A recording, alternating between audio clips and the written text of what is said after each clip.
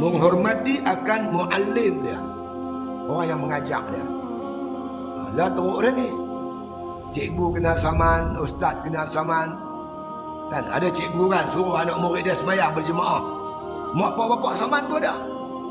Ini zaman keadaan kita hari ni macam mana budak nak jadi bagus. Kan? Suruh dia ni hormat. Kita bagi tahu kepada anak kita, ilmu kamu ni berkat kalau kamu hormat guru kamu. Kalau kamu biadab dengan guru kamu, ilmu kamu tak berkat. Ilmu payah masuk. Tak dapat restu. Makna kita guru. Restu guru. Kalau tidak ada guru, siapalah kita? Kalau tak ada guru, tak ada muallim, kita takkan kenal Tuhan. Kita takkan makrifah akan Allah Ta'ala. Guru tu makna kata sebagaimana kita suruh dia hormat ibu dan bapaknya, begitulah kita suruh hormat kepada guru-guru dia.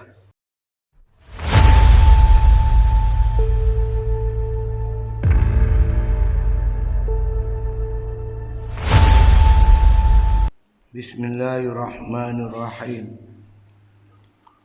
Alhamdulillahi Rabbil Alamin.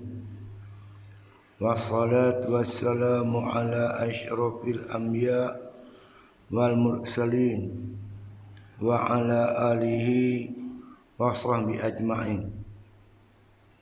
Qala musannif rahimahullah ta'ala fi kitabih wa yanbaghi an yu'allima ta'atin waliwalidayhi wa muallimihi wa muaddabihi wa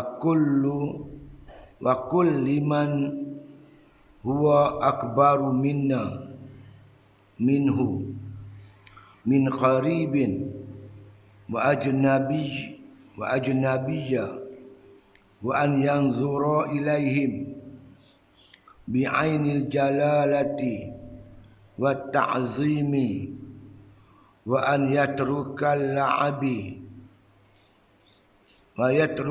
la'iba baina aidihim. Artinya dan sebagiannya bahawa diajari akan kanak-kanak itu akan berbuat taat akan kedua ibu bapaknya dan jangan berbuat derhaka akan kedua ibu bapaknya itu. Dan lagi sebagiannya diajari akan kanak-kanak itu taat akan orang yang mengajar Quran akan dia dan orang yang mengajar dan yang membaikkan akan dia. Dan lagi sebagiannya ia taat akan tiap-tiap orang yang tua daripadanya umurnya itu, sama ada kerabatnya atau daripada orang yang helat. Dan sebagiannya bagi kanak-kanak itu melihat kepada sekalian orang yang tersebut itu dengan tilik membesarkan ia akan mereka itu, mentakzimkan ia akan mereka itu. Dan sebagiannya akan kanak-kanak itu bahawa meninggalkan akan bermain-main di hadapan mereka itu. Dan lagi kata Imam Ghazali rahimahullah ta'ala, ini lagi dalam berkaitan mentarbiah anak-anak. Jadi tarbiyah ni bermula daripada kecil. Kalau dah besar jadi masalah. Kan? Supaya dia makna kata menghormati orang tua-tua, menghormati ibu dan bapaknya, menghormati muallim, orang yang mengajar dia, dan menghormati orang yang tua daripada dia. Kerana apa kita hadapi, kita berhadapan dengan masalah kerosakan akhlak yang teruk pada hari ini. Kita baca Facebook, kita boleh tengoklah bagaimana komen-komen terhadap para alim ulama, terhadap orang yang makna memiliki akhlak yang tinggi. Jadi seolah-olah orang hari ini langsung dah tak ada mempunyai akhlak sebagai seorang Islam. Jadi kanak-kanak mesti dididik daripada kecil menghormati semua orang ni. Baik kata Imam Ghazali wayang bari ni mana sayugia ayu an lima ta'ata walidayhi. Maka sayugia bahawa diajar anak itu supaya taat kepada kedua ibu bapaknya. Itu arahan Allah Ta'ala. Wa qadha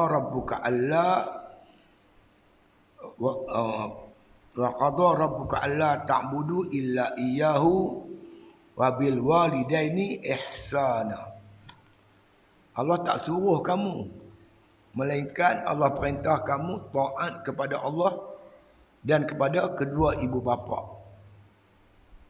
Ayat ni surah Al-Isra. Sebab itu kata ulama berpandukan ayat ini intipati. Peristiwa Isra tu dua yang terbesar.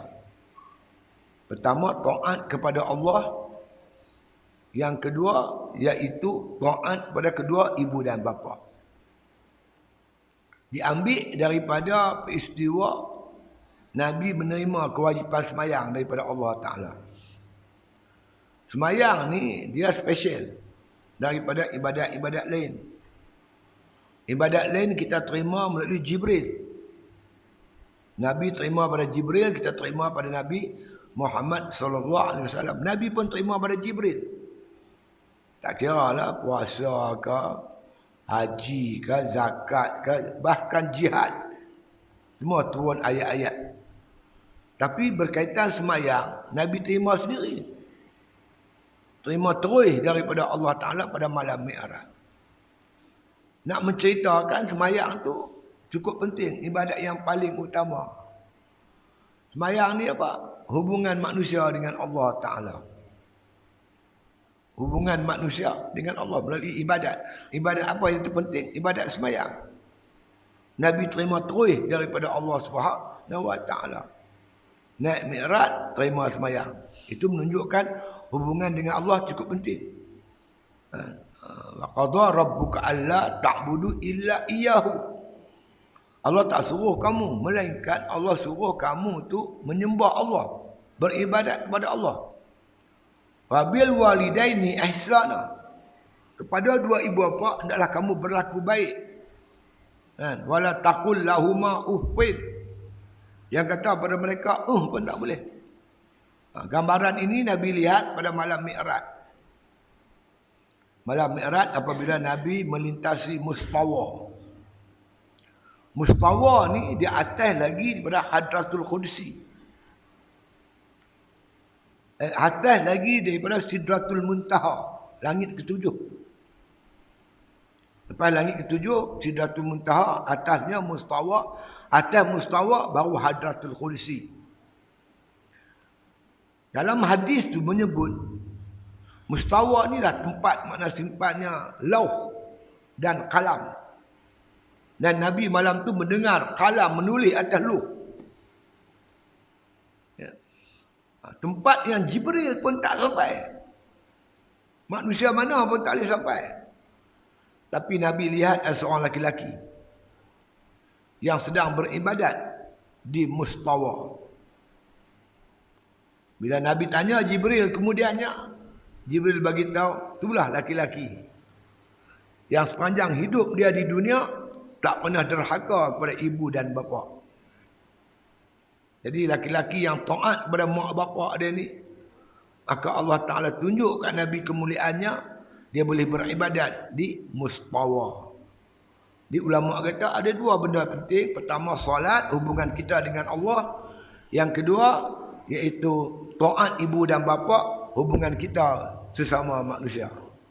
Maka Allah Ta'ala sebut dalam Quran surah Al-Isra, wa qadha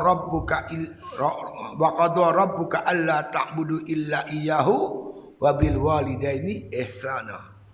Allah tak suruh kamu melainkan dua perkara. Yang pertama, Allah Ta'ala perintahkan kamu supaya taat kepada Allah, menyembah Allah. Kedua dan ibu dan bapa hendaklah kamu berlaku baik. Jadi kita sekarang ni menghadapi masalah ummah.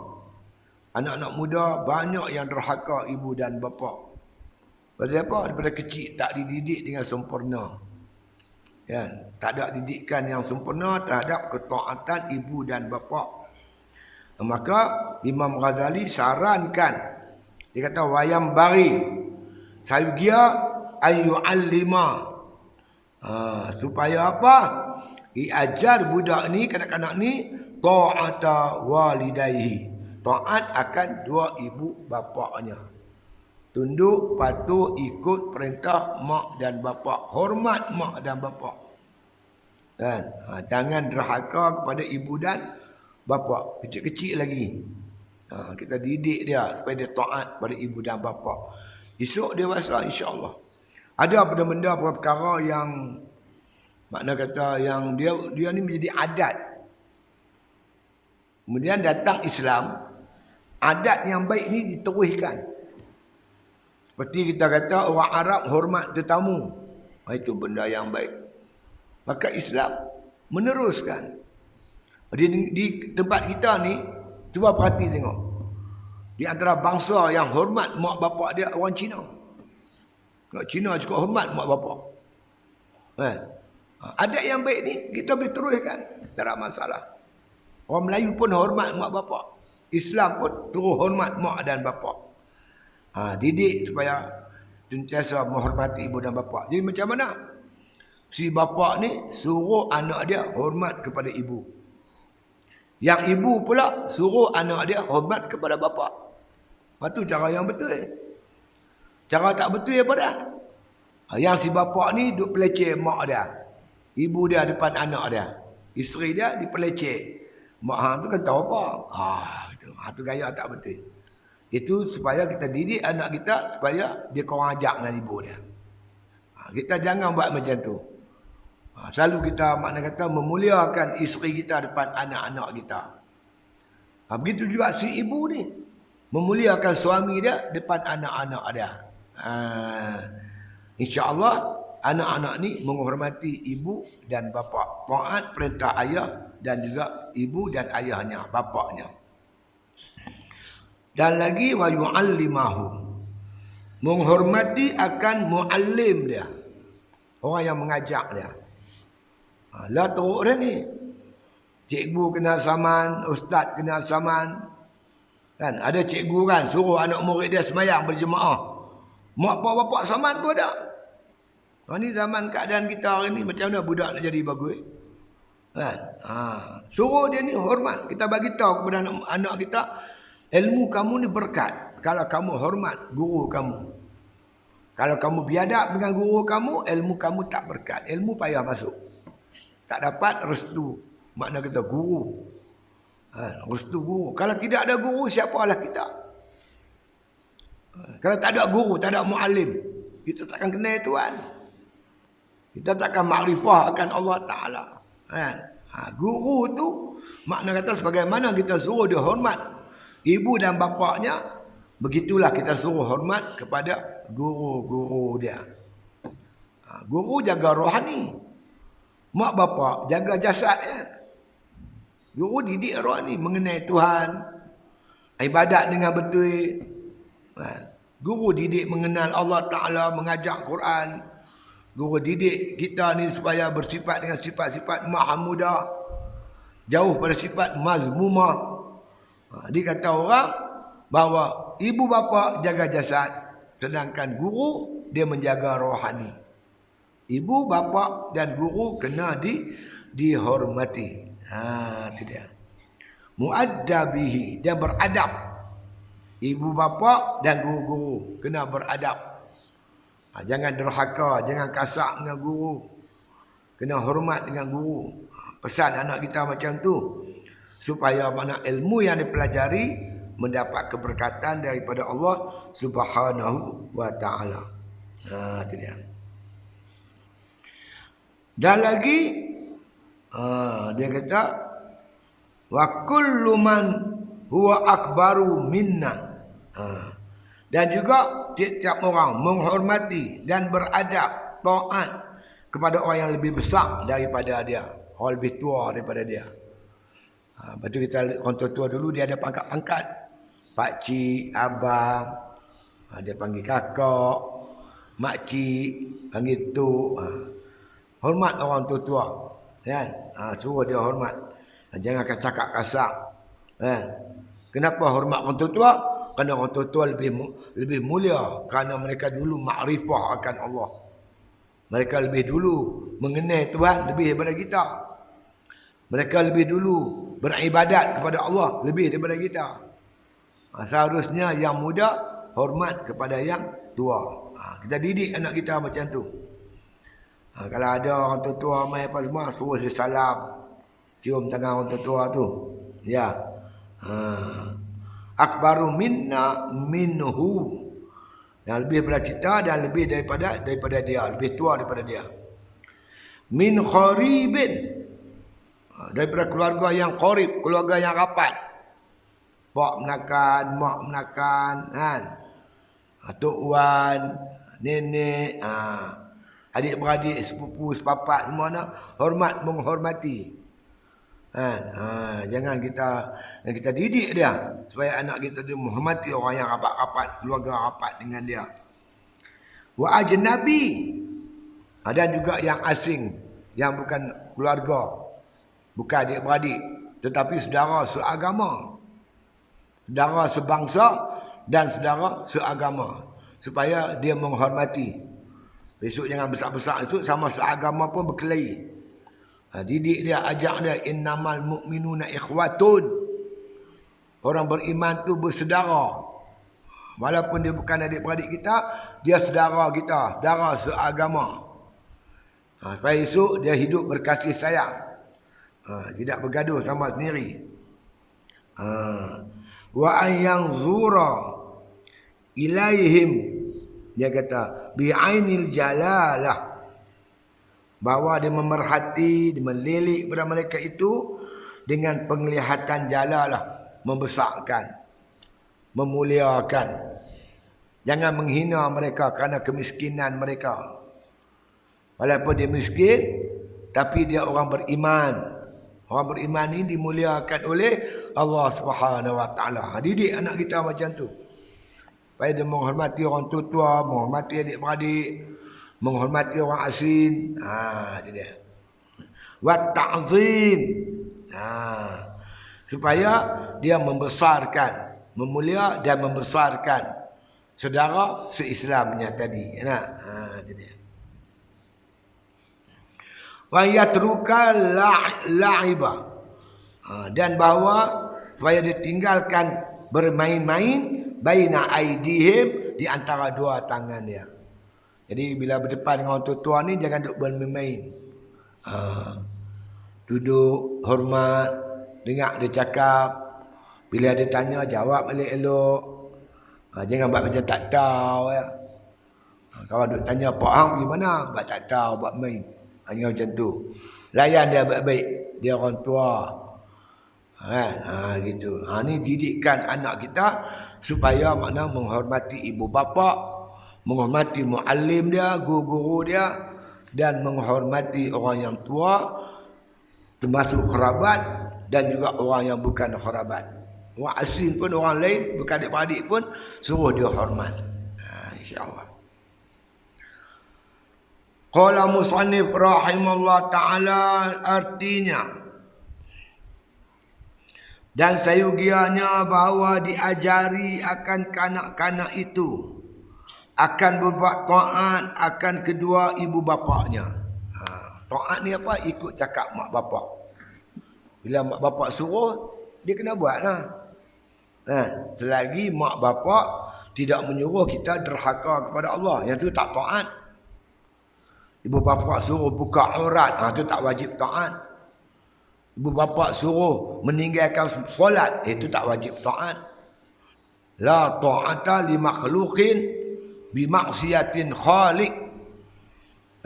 Tidak ada taat kepada makhluk yang bawa derhaka kepada Allah. Jadi selagi ibu bapa kita tidak menyuruh kita melakukan derhaka pada Allah, wajib kita taat kepada ibu dan bapa kita.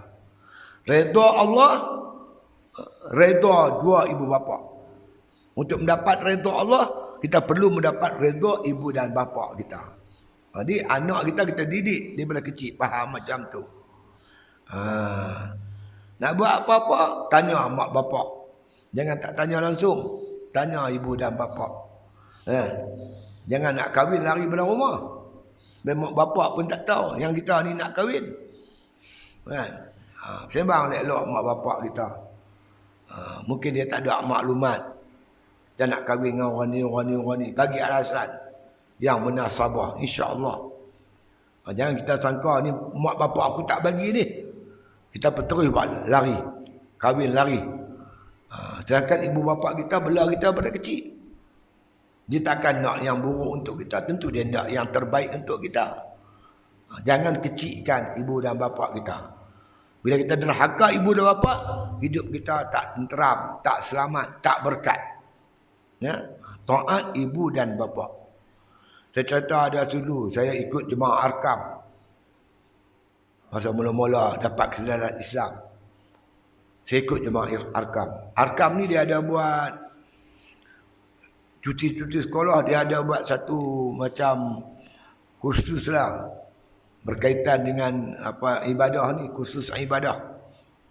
Kita duduk sana seminggu.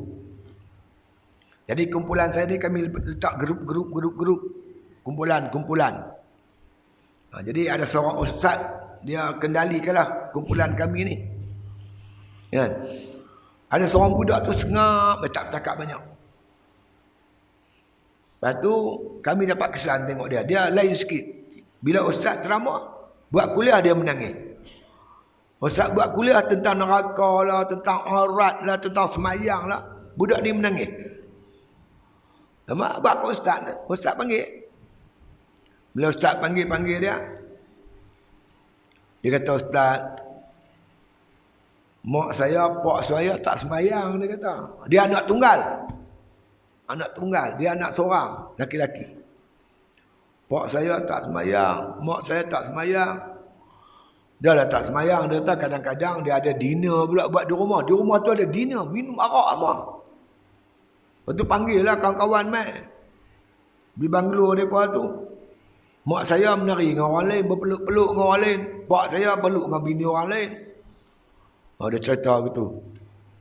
Mak pak saya aurat tak tutup. Bila sebut cerita aurat, menangis dia. Macam mana saya nak tolong mak dan bapak saya? Dia tanya ustaz tu. Macam mana nak buat? Mana ustaz tu kata apa? Lah ni hang buat amal ibadat, buat akhlak yang baik. Tak payah tegur mak bapak. Hang buat baik sudah. Buat baik Dia nak pergi sekolah, pak dia nak tukang gaji nak hantar, driver nak hantar pergi sekolah. Tentu mak dia panggil lah duduk tempat makan tu kan. Duduk tempat makan. Bila dia tak makan, dia tengok mak pak dia makan. Bila mak pak dia ni tanya, awak tak makan? Minta maaf mak, pak, saya hari ni puasa. Dia puasa Isnin Khamis. Mak dia terkejut. Bila pula aku ajak dia puasa ni? Jangan kata Isnin Khamis, Ramadan pun tak puasa. Sudah. Tak apa lagi. Dia baca Quran, dia semayang. Mak pak dia tak semayang. Dia buat kerja dia. Dia semayang, baca Quran, bangkit tengah malam, buat ibadat. Lama satu hari dia kata, kemuncaknya satu hari. Dia tengah baca Quran lebih kurang pukul 3 pagi. Dia mengharapkan Allah Ta'ala ubahlah hati mak bapak dia. Tengah-tengah baca Quran tu, dia tengok atas Quran tu jatuh ayam. Menitik air beratas. Dan rumah dia bocor, rumah banglo besar. Perhati kata, tengok mak bapak dia, tengok dia daripada atas. Duduk berdiri belakang dia, tak perasan. Menitik air mata. Kan? Menangis mak bapak dia tu, tengok kelakuan anak dia tadi. Rupanya tu cara anak dia tu insaf. Kan? Bulan depan saya pergi Arkam, ada kuliah Ustaz Syahri. Malam tu dia Ustaz Syahri ada buat kuliah setiap hari Rabu. Dia suka bercala. Ustaz tu kenal kat saya. Ni lah pak budak tu. Pak dengan mak dia. Mak dia pakai purdah. Pak dia pakai jubah, pakai sorban. Kesan daripada anak. Makna kata cara dia buat tu. Doa dia tu mustajab. Doa ibu dan bapa untuk berubah. Ramai kawan-kawan kita. Orang Cina masuk Islam. Kan? Lepas tu nak tegur mak bapak takut kecil hati. Tiap sebulan 2-3 kali pergi ziarah mak bapak depa, bagi duit, bagi apa. Sembang elok-elok. Lama-lama dengan kehendak Allah Ta'ala, ibu dan bapa dia pun masuk Islam. Macam anak ni payah sikit. Kita tegur sekali lagi, mak bapak kita sakit hati. Nak jaga hati mak bapak juga. Artinya banyak akan berdoa kepada Allah Ta'ala. Kerana Allah sajalah yang boleh memberi taufik dan hidayah kepada manusia. Lau anfaqta ma fil ardi jami'ah ma allafta baina qulubihim walakinna Allah allafa bainahum. Kalau kamu belanja apa ada di dunia ni semua sekali untuk jinakkan hati manusia, kamu takkan mampu. Yang boleh menjinakkan hati manusia hanya Allah Subhanahu wa Ta'ala. Cerita dia. Jadi kita didik anak kita daripada kecil supaya mentaati ibu dan bapa. Taat ibu bapa ni ada satu kewajipan yang difardukan oleh Allah Subhanahu wa Ta'ala. Wabil walidaini ihsana. Dan jangan berbuat derhaka akan kedua ibu dan bapaknya. Jangan derhaka pada ibu bapa. Termasuk wala taqul lahuma uffin. Jangan kamu kata pun tak boleh. Mat ambil ayak segelas kat mak, habis dah, derhaka dah. Makna derhaka kita tu berkasar dengan mak dan bapa kita, ibu dan bapa kita. Jadi mana Islam dah sedia kaedah yang terbaik dalam hubungan anak dan bapa, ibu dan bapa. Mak kita nak beranak kita kan senang. Nak bela kita daripada kecil, bayangkan. Berak kencing kita, pampers kita. Kita kecil ni, kita jadi tuan tau. Apa tuan? Mak kita tengah makan tu. Mak kita tengah makan. Kita teriak, dia boleh tinggal makan. Betul tu. Dia tengah tidur, kita teriak, dia jaga. Bayangkan pada kecil tu. Minum, senak perut kita, sakit kita, semua. Ibu yang pelihara. Besar-besar kita derhaka pada mak bapak kita. Memang tak patut tu cerita si tenggang. Cerita si tenggang. Itu pengajaran untuk kita. Ibu bapa cari duit. Bagi makan kita, pendidikan kita, pelajaran kita, belanja kita, semua pak kita. Kadang-kadang dia tak makan untuk mak, untuk anak-anak dia. Dia utamakan anak-anak dia. Ada bapa tak beli baju baru raya, dia pakai baju lama. Anak dia baju baru. Dia sanggup berlapar, anak dia kenyang. Besar-besar kita derhaka. Memang tak patut sangat. Tak patut sangat. Derhaka pada kedua ibu dan bapa. Dan lagi seyogianya diajari akan kanak-kanak itu, ya, taat akan orang yang mengajar Quran akan dia. Quran yang mengajak Quran tu. Kalau dia tak ajak kita pun tak kenal Quran. Hormat ibu bapa ni. Ada masa pergi ziarah dia. Kita pergi ziarah dia, bagi hadiah kat dia sikit. Walaupun kita dah berhenti mengaji. Kalau bukan guru kita, siapa? Mana kita boleh baca Quran? Tu guru. Bukan guru Quran saja, masuk guru agama lah. Betul Imam Ghazali sebut, dan orang yang mengajar dan yang membaikkan ia akan dia. Orang yang mengajak lain pada Quran. Mengajak tauhid, fiqh, ilmu tasawuf. Mengajar kita membaca, mengeja. Ni guru-guru kita ni. Kalau ada masa lapang, kita pergi ziarah dia. Mungkin dia dah tua, mungkin dia lupa. Dia lupa, kita lupa ingatlah.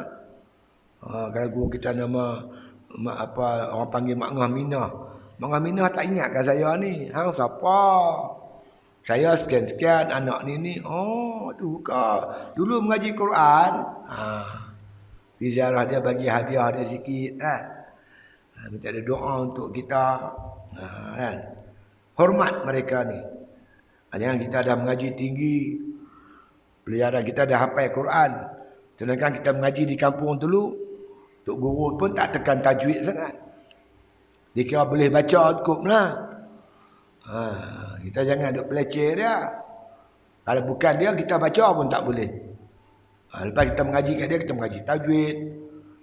Kita mengaji mana baca Quran dengan cara betul, taranum. Lepas tu kita hafal lagi. Tapi bermula daripada dia. Dia yang mengajar kita mengenal huruf. Hormati dia.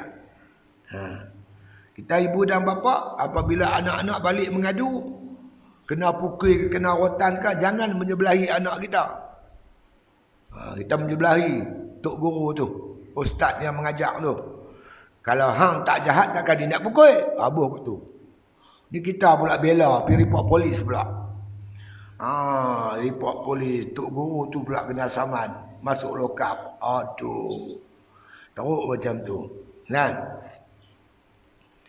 Dan lagi sayugianya ia taat akan tiap-tiap orang yang tua daripadanya umurnya.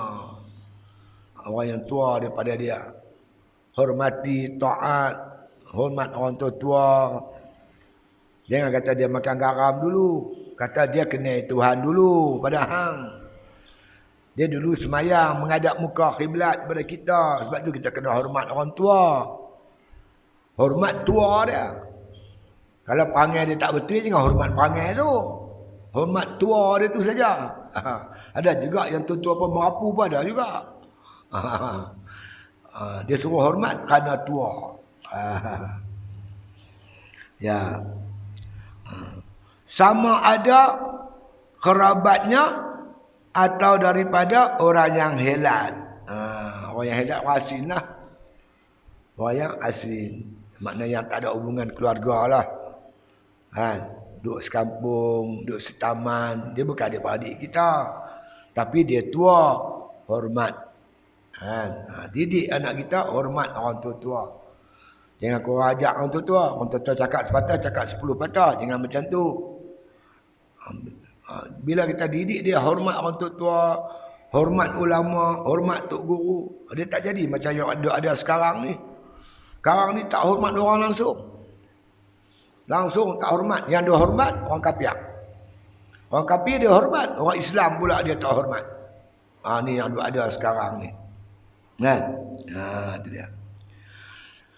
Dan sayugianya bagi kanak-kanak itu melihat kepada sekalian orang yang tersebut itu dengan tilik membesarkan ia akan mereka itu dan mentakzimkan ia akan mereka itu. Didik dia supaya dia perhati orang tua-tua tu dengan penuh hormat. Dengan jegir, jelin, buat mulut. Jangan macam tu. Tengok senyum, tunduk. Tanda kita hormat orang tua-tua. Jangan kita jelin-jelin dia, buat mulut-mulut kat dia, tanda menghina. Mungkin dia orang miskin. Jangan macam tu. Hormat kerana umurnya yang tua. Itu dia.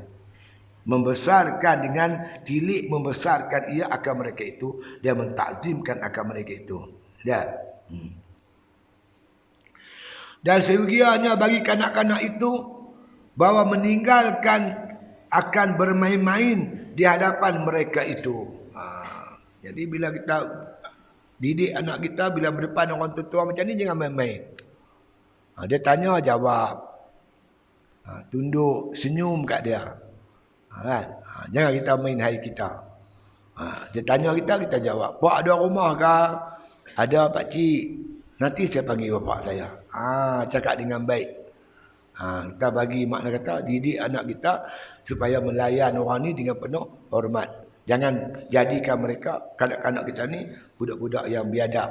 Kalau kecil kita tak didik, nanti dia besar jadi macam yang dah ada pada hari ini. Ramai anak-anak muda tak menghormati para alim ulama, menghormati orang tua-tua, menghormati tuan-tuan guru dan sebagainya. Rosak agama kita. Jadi orang Melayu ni penuh dengan adab-adab kesopanan. Bangsa yang penuh hormat, menghormati. Tetapi makna kata berjaya dirosakkan oleh orang kafir. Dia hormat, adik-beradik dia hormat. Tuan tengok, dia punya padri dia hormat. Dia punya tokong-tokong sami-sami dia semua dia hormat. Tapi dengan orang Islam, dia didik anak muda kita supaya kau ajak dengan ulama-ulama. Kata ikut suka, maki ikut suka. Ini tugas tanggungjawab kita lah. Kan? Supaya menghormati. Negara kita ni dijajah. Berapa lama? Ratusan tahun. 450 tahun. Penjajah cuba merendahkan martabat ulama. Tak mampu. Orang Melayu bersama-sama ulama. Menentang penjajah. Mendirikan pondok. Mendirikan masjid dan surau. Menjadi benteng kepada ulama. Dulu. Tapi lepas kita merdeka, dia jadi lain pula. Dia jadi lain. Orang Melayu benci pada ulama. Bercakap ulama, tak dengar. Bila dah macam ni keadaan, orang kafir ambil kesempatan. Menyerang Islam. Itu yang jadi macam baru ni tu. Tentang kalimah Allah. Tengok sekali tak apalah. Tengok kali kedua. Saya ada pengalaman. Saya duduk di kem tahanan Kemuntin 1988. Yang kena tahan dengan saya ni ada orang Kristian daripada Sabah. Gereja Sabah dah keluarkan risalah-risalah dalam bahasa Melayu tahun 1988. Bukan baru ni. 88, mana 30 tahun dulu mereka dah keluar risalah. Risalah mereka itu menggunakan kalimah-kalimah yang kita guna. Allah, salat, Qudus, macam-macam istilah yang digunakan oleh orang Islam digunakan pakai oleh orang Kristian dengan bertujuan nak menarik orang Islam masuk Kristian. Orang yang tak ada pelajaran agama, hai serupa saja. Tuhan Kristian pun Allah. Tuhan orang Islam pun Allah juga. Ni yang jadi Indonesia. Bini dia pun Kristian, Tuhan dia Allah. Suami dia pun Islam, Tuhan Allah. Apa salah kahwin Islam dengan kafir? Hari Jumaat dia pergi masjid, hari Ahad dia bawa isteri dia pergi gereja. Anak dia tak ada agama. Bila anak ni umur 18 tahun, barulah anak ni akan memilih nak ikut agama mak ke, nak ikut agama pak. Kalau ini berlaku di Malaysia, habis. Hancur kita. Jadi kita kena pertahan. Siapa nak pertahan? Anak-anak kita lah yang akan datang ni. Tapi kalau tak dididik dengan baik, kepahaman agama, akhlak Islam, mampukah dia mempertahankan agama Islam ni? Kita tengok dalam Facebook, dah ada dah. Dia buat tatu lah, tatu di kaki nama Allah. Di kaki, di lengan, di punggung. Abuh nama Allah. Menghina Allah Ta'ala. Ini kesan dia akan datang. Lah ni dia duk kata Jesus is the son of God. Jesus tu anak Tuhan. Kita tak marah lagi. Tapi kalau dia kata Jesus is son of Allah. Jesus anak Allah. Kacau. Dah bercanggah dengan kita. Ada pula ada anak, ada pak pula Tuhan ni. Kacau. Penyalahgunaan nama Allah ni terbuka luas. Sekarang ni bila diluluskan oleh mahkamah tinggi. Kan? Ini bahaya untuk Islam. Jadi Islam kena sungguh-sungguh nak menyambung kerja-kerja kita ni anak-anak muda. Anak tu kena dididik pada awal, bagi dia ketahanan agama yang cukup kuat. Pahaman agama yang kental untuk menghadapi hari-hari muka serangan Kristian. Sedangkan kita tahu satu dunia mana ada orang Kristian guna nama Allah. Satu dunia tak ada, kecuali Indonesia ya. Australia ke, Amerika ke, Britain.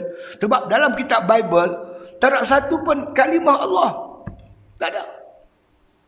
Carilah Bible, Old Testament, New Testament. Satu kataan Allah pun tak ada. Yang ada Lord, God, Jesus. Tiga ni Tuhan. Allah tak ada. Allah untuk orang Islam dia. Tapi pada umum bolehlah dia pakai. Kadang-kadang Cina tu kan, dia main jual sayur. Dia kata apa? Jangan lupa nak tokek besok meja sayurnya. Dia kata insya-Allah. Cina kata insya-Allah. Takkan dia kata oh jangan cakap macam tu. Tak apa, dia cakap tak salah lah. Insya-Allah dia kata. Ada Cina tu dia jual ikan. Dia timbang pakai dacing yang pakai batu tu. Tiba-tiba batu dia jatuh, batu kati dia jatuh. La ilaha illallah, jatuh pula batu aku ni. Takkan kita kata tak boleh. Guna untuk tak menyalahi, tak apa, guna lah. Masya Allah. Berapa ni tokek? Oh, ini RM4.80. Tak apalah, ambil lah RM5, tak bayar lah 2 kupang balik. Masya Allah, dia kata. Salah kan? Tak salah. Tapi kata Tuhan ada anak, Allah ada anak, Tuhan ni 3. Oh, yang tu mampu. Jadi bila dibiarkan orang Kristian menggunakan kalimah ini tanpa sekatan, dia akan terjedah kepada penyalahgunaan dan penghinaan kalimah Allah itu sendiri. Sebab itu kita menentang habis-habisan. Kan? Berkaitan dengan persoalan ni. Jadi nak sebutnya, ini zaman kita. Zaman anak kita tak apa lagi yang akan berlaku. Bagaimanalah mereka akan mempertahankan Islam. Kalau mereka tidak ada bekalan agama, akhlak yang mulia, jiwa yang kental, sudah tentulah mereka takkan mampu mempertahankan agama ini. Jadi proses pendidikan pentarbiahan itu mesti daripada kecil lagi, insya-Allah. Kemudian kata musannif rahimahullah taala, dan lagi kata Imam Ghazali rahimahullah taala, wa mahma balagha min at-tamyiz wallahu